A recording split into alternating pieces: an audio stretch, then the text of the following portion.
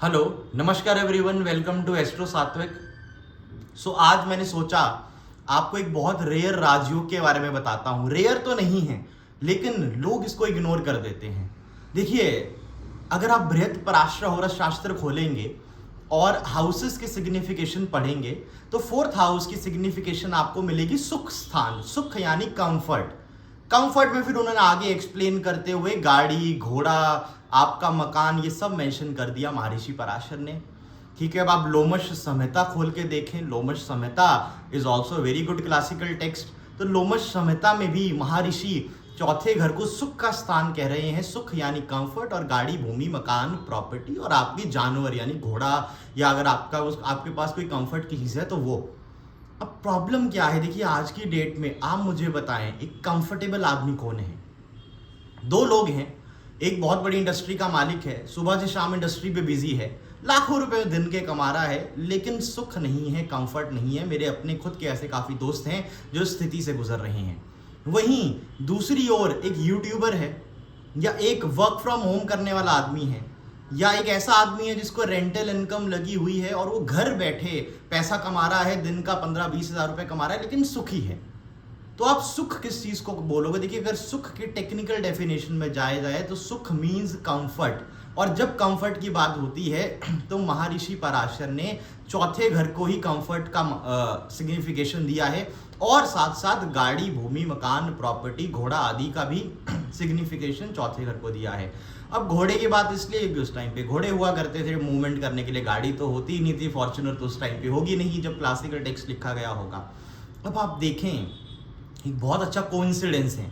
हमारे 3 सबसे शुभ ग्रह हैं। देखिए, जो शुभ ग्रह होते हैं, जो आपके सॉफ्ट प्लैनेट्स होते हैं, वो आपको कंफर्ट देते हैं।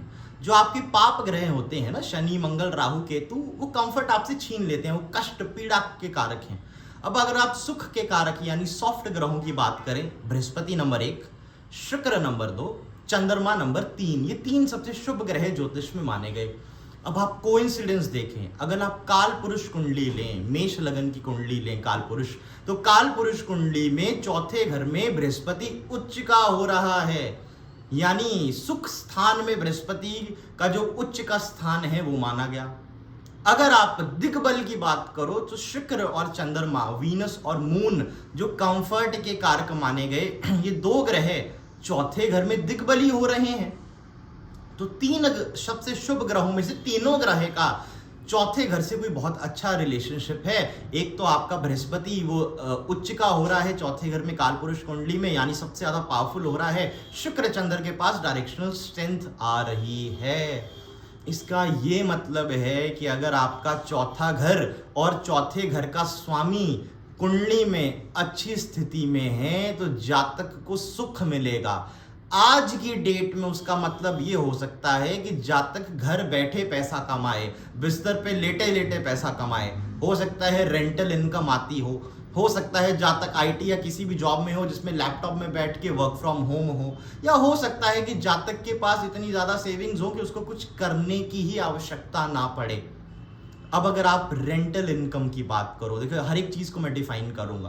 तो रेंटल इनकम का क्या योग है? अगर आपके चौथे घर का स्वामी, फोर्थ हाउस का स्वामी दूसरे घर में जा चुका है, क्योंकि फोर्थ हाउस क्या है? आपका प्रॉपर्टी का, घर का। दूसरा घर क्या है? लक्ष्मी, वेल्थ। तो फोर्थ हाउस का लॉर्ड सेकंड हाउस में है, या सेकंड हाउस का लॉर्ड फोर्थ हाउस में है, तो जातक को रेंटल इनकम लग जाएगी।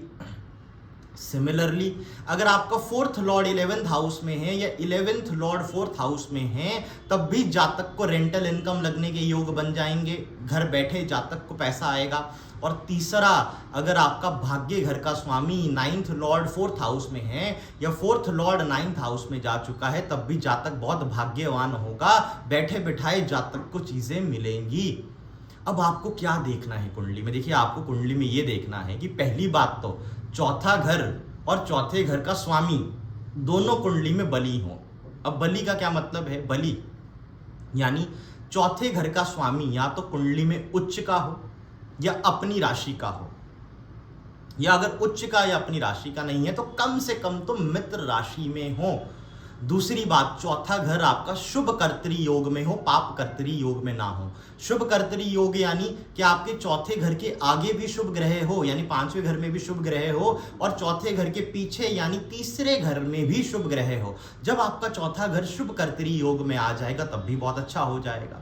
तो चौथे घर से आगे यानी फिफ्थ हाउस में भी शुभ ग्रहों का प्रभाव, और तीसरे घर में यानी चौथे घर से एक घर पीछे वहां पे भी शुभ ग्रहों का प्रभाव हो, शुभ ग्रह वहां बैठे हो तो शुभ कर्तरी योग बन जाएगा। तो कुंडली में या तो शुभ कर्तरी योग हो, या चौथे घर का स्वामी बली हो, बली यानी उच्च का हो या अपनी राशि का हो, और अगर उच्च का या अपनी राशि का केंद्र में ही हो रहा है तो और अच्छी बात है, क्योंकि अगर कोई भी ग्रह, नॉट कोई भी ग्रह बट अगर आपके ये 5 ग्रह हैं, बृहस्पति, मंगल, बुध, शनि, शुक्र, बृहस्पति, मंगल, बुध, शनि, शुक्र, अगर ये 5 ग्रह केंद्र में अपनी राशि या अपनी उच्च की राशि में बैठ गए हैं, फोर्थ लॉर्ड बन के अपनी राशि या अपनी उच्च की राशि में बैठ गए हैं, तो ये पंच महापुरुष राजयोग भी बन जाएगा। क्योंकि केंद्र में अगर ये 5 ग्रह अपनी राशि अपनी उच्च की राशि में हो तो पंच महापुरुष राजयोग भी है, लेकिन अगर ये फोर्थ लॉर्ड भी हुए तो राजयोग और ज्यादा इंटेंसिफाई हो जाएगा। फिर आप एक और चीज देखें कि आपका चौथा घर अष्टक वर्ग में क्या स्थिति है। आपके सर्व अष्टक वर्ग में चौथे घर में अगर 30 या 30 से ज्यादा बिंदु है तो वो भी बहुत अच्छा माना गया। अगर 35 या 35 के ऊपर है तो सबसे अच्छा, सबसे बेस्ट। लेकिन अगर उतना नहीं है, अगर 30 या 30 के ऊपर भी बिंदुज या स्कोर आपके फोर्थ हाउस के सर्व अष्टक वर्ग में है, तो चौथे घर में 30 या 30 के ऊपर का सर्व अष्टक वर्ग का स्कोर अगेन आपके चौथे घर को बहुत बली कर देगा, राजयोग कारक बना देगा। फिर आप भाव बल को देखें, ग्रह मीन्स हाउसेस के जो बल होते हैं, भाव बल जो होता है उसको देखें। अगर चौथा घर भाव बल में बहुत हाई स्ट्रेंथ में है, अच्छी स्ट्रेंथ में है, तब भी आपका चौथा घर बली होगा। तो बेसिकली आपको आइडेंटिफाई क्या करना है, आपको आइडेंटिफाई ये करना है कि चौथा घर का स्वामी उच्च का हो, चौथे घर में शुभ ग्रहों का प्रभाव हो, चौथा घर या चौथे घर का स्वामी राजयोग में इन्वॉल्व हो, तो घर बैठे पैसा आएगा। आदमी यूट्यूबर हो सकता है बैठे बैठे बस यूट्यूब से आदमी लाखों कमाता हो सकता है जातक को रेंटल इनकम आती हो, या एक अच्छी कंफर्टेबल जातक लाइफ जिएगा। अब देखिए, कर्म योगी अलग होता है। देखिए, जो जातक कर्म योगी रहेगा उसका आपको 10वां घर स्ट्रांग मिलेगा, 10th हाउस स्ट्रांग मिलेगा। कर्म योगी जातक सुख के पीछे नहीं जाता है, क्योंकि जिसका 10th हाउस बहुत बली होगा, 10th लॉर्ड बहुत बली होगा, वो कर्म प्रधान होगा, उसका कर्म में विश्वास होगा। वो पूरा दिन सुबह से शाम 12 घंटे काम कर सकता है, उसको सुख से कोई लेना देना नहीं है। हो सकता है कर्म योगी के पास पैसा बहुत हो, ऐसे बहुत से कर्म योगी हैं जो सुबह से शाम काम करते हैं, बहुत पैसा कमाते हैं, लेकिन आप ध्यान रखिए उनके पास उस पैसे को भोगने का समय नहीं होता। जो गाड़ी वो खरीदते हैं ज्यादातर उस गाड़ी में बैठने का भी समय नहीं होता है। तो कर्म योगी होना भी अच्छी बात है, ज्यादातर लोग कर्म योगी होना प्रेफर करेंगे। लेकिन अगर सुख की बात करें, क्योंकि हर आदमी को सुख पसंद है, तो आप फोर्थ हाउस से देखें। बाकी कुंडली अलग रहेगी, लेकिन चौथा घर अगर बली होगा तो जातक को रेंटल इनकम, घर बैठे इनकम, वर्क फ्रॉम होम या इस तरह के इजी मनी का फ्लो जातक की लाइफ में आएगा। और आपने खुद ही देखा कि जो 3 शुभ ग्रह सबसे मेन हैं, उन तीनों का चौथे घर में बड़ा अच्छा लिंक बनता है। बृहस्पति कालपुरुष कुंडली में उच्च के हो जाते हैं, शुक्र चंद्र दिग्बली हो जाते हैं। सिमिलरली एक ज्योतिष की हमारी क्लासिकल किताब है जातक तत्व। तो जातक तत्व अगर आप किताब पढ़ोगे तो वहां पे आपको D60 DTs का बड़ा अच्छा यूज मिलेगा, षष्टियांश के देवताओं का बहुत अच्छा यूज मिलेगा। तो बेसिकली अगर आपके चौथे घर का स्वामी, फोर्थ हाउस का लॉर्ड अगर D60 कुंडली में शुभ D60 DT में है, शुभ D60 देवता में है, तो भी आपको बहुत सुख मिलने वाला है जीवन में। चौथे घर का स्वामी को जो आपकी कुंडली में आपको वो देखना है, चौथे घर के स्वामी की D60 DT या D60 का देवता देखना है। अगर वो बेनिफिक देवता है, शुभ देवता है, for example it is in Kuber, suppose it is in Amrit अच्छा Amrit one of the auspicious देवता माना गया, Kuber one of the auspicious देवता माने गए षष्टियांश में।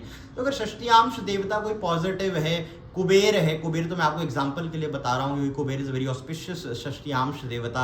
इफ इट इज इन अमृता या इस तरह के शुभ षष्टियांश देवता में है तो बहुत अच्छी बात है। अगर आपका चौथे घर का स्वामी पाप षष्टियांश देवता में चला गया, पाप षष्टियांश देवता यानी गुलिका, काल, अब काल है, काल जो है ये खराब मेलेफिक षष्टियांश देवता माना गया। गुलिका है, ये खराब षष्टियांश देवता माना गया। तो अगर 4th हाउस का स्वामी इन मेलेफिक्स में है तो अच्छा नहीं माना जाएगा। अब देखिए, मैं आपको सुख का मतलब यहाँ पे यही आपको समझाने की कोशिश कर रहा हूँ कि हो सकता है 2 जातक हैं, एक जातक अपनी पूरी जिंदगी मेहनत करके एक लाइफस्टाइल पाता है, उसके पास अच्छी गाड़ी अच्छी प्रॉपर्टी आ जाती है, लेकिन दूसरी ओर एक जातक है जिसने जिंदगी में कुछ नहीं किया है, बैठे बैठाए घर वालों के जरिए उसको घर वाले ही वो सब सुख सुविधा दे रहे हैं जो बाकी लोग मेहनत करके भी नहीं पा पाते। तो ये चौथे घर की ब्लेसिंग्स हैं, ये 4th हाउस की ब्लेसिंग्स हैं। मुझे आज भी याद है, मेरे क्लाइंट हैं ओके चंडीगढ़ के, उनका 4th हाउस में बृहस्पति है अपनी राशि में। 4th हाउस का बृहस्पति अपनी राशि में पंच महापुरुष योग बन गया, हमसा योग बन गया। 4th हाउस में बृहस्पति का आना बहुत शुभ माना गया, ऊपर से वक्री है। और मैंने आपको पहले बताया था, अगर राजयोग वाला ग्रह वक्री हो जाए तो राजयोग डबल पावरफुल हो जाता है। अब ये जो जातक हैं, इन्होंने अपनी लाइफ में कभी कोई संघर्ष नहीं करा है, कभी कोई प्रॉपर प्रोफेशन फॉलो नहीं करा है, इनको अच्छी खासी रेंटल इनकम आती है, मतलब 1.5-2 करोड़ की सालाना, और इनहेरिटेंस भी करोड़ों में है। तो इनको पूरी तरह से कंफर्टेबल लाइफ है, he only enjoys his life basically, कोई टेंशन नहीं है। तो ऐसे आपको बहुत से लोग मिलेंगे। चौथे घर का स्वामी उच्च का, आप देखेंगे जातक बहुत कंफर्टेबल लाइफ जी रहा है। आज ही मेरी क्लाइंट से मेरी बात हो रही थी, उनका भी चौथे घर का स्वामी उच्च का है, लगन में उच्च का है, शनि बन के उच्च का है। तो शनि लगन में उच्च का हो गया तो शशि योग भी बनेगा, चौथे घर का स्वामी बन के उच्च का हो गया तो ये बता रहा है कि जातक को कंफर्ट मिलेगा। तो she is also living a very comfortable life. तो देखिए, जिन लोगों को अच्छा परिवार मिलता है, अच्छा परिवार यानी फाइनेंशियली मीन्स परिवार ही हर एक चीज को प्रोवाइड कर रहा है, या जिन लोगों की फैमिली बहुत एक प्रोमिनेंट फैमिली है या एक अच्छे परिवार में जातक का जन्म हुआ है, तो चौथे घर का एक बहुत इंपॉर्टेंट रोल है। तो इस राजयोग को इग्नोर ना करें। तो अगर आप यूट्यूब या इजी मनी का सोच रहे हैं तो 4th हाउस को देखें, शुभ स्थिति में हो, पाप स्थिति में ना हो, ना पाप राजयोग बना रहा हो, कोई पाप मीन्स दुर्योग ना बना रहा हो। तो ये आपको देखना है। आई होप ये छोटी सी शॉर्ट वीडियो आपको पसंद आई हो। Will meet in the next video. और आपसे रिक्वेस्ट रहेगी 10,000 सब्सक्राइबर्स पूरे कर दें तो अगली वीडियो एक स्पेशल वीडियो मैं लेके आऊँगा। तब तक के लिए थैंक यू। एंड अगर आपको कंसल्टेशन चाहिए तो आप वेबसाइट में जाके बुक कर सकते हैं।